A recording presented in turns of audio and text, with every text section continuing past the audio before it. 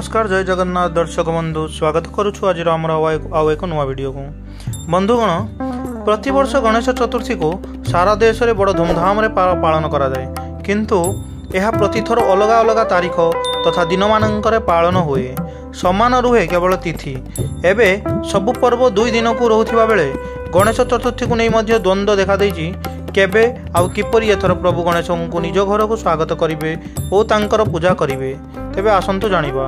तेबे चलित थर सेप्टेम्बर 7 तारिख रे गणेश चतुर्थी पर्व पड़ुअछि।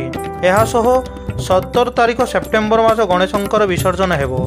हिंदू पंचांग अनुसार गणेश चतुर्थी उत्सव भाद्रव मास शुक्ल पक्षर चतुर्थी तिथि रे पालन करा जाए। भाद्रव मासर शुक्लपक्ष चतुर्थी तिथि सेप्टेम्बर 6 तारिख अपराह्न 3:01 रु आरंभ हेबो एवं ता पर दिन 7 तारिख संध्या 5:37 रे शेष हेबो। मान्यता अनुसार भाद्रव मास शुक्लपक्ष चतुर्थी रे भगवान शिव और माता पार्वती पुत्र भगवान गणेश जन्म नेइथिले। 10 दिन पर माने अनंत चतुर्दशी दिन गणपति विसर्जन होता है। चलित थर यह 17 सेप्टेम्बर रे कराजिवो।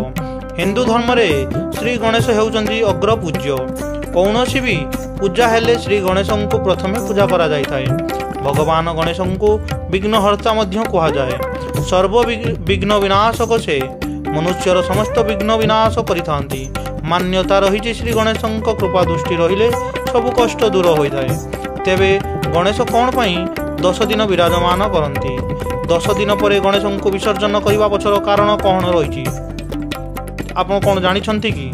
मान्यता अनुसार भाद्रव मासर शुक्ल पक्ष गणेश चतुर्थी दिन प्रभु श्री गणेश जन्म होता।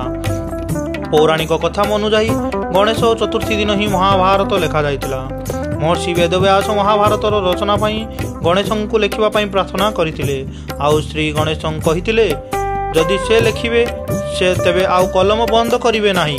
महाभारत लिखा 10 दिन समय लागिथिला।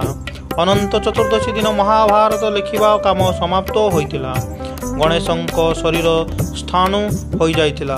बिल्कुल न हलिबा कारणरू शरीर रे धूलिमଳି जमी जाइतिला।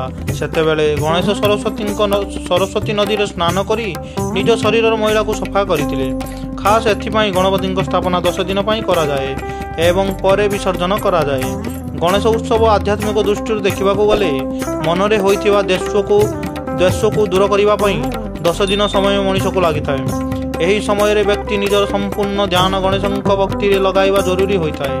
आपण भी एथर घर को गजानन को आनी पूजा करंतु। जानतरे हेउ किंबा अजानतरे हेउ किछि भूल करिथिले क्षमा मागंतु। समस्या थिले प्रभु निहाती आपणकर दूर करिवे। जय जगन्नाथ।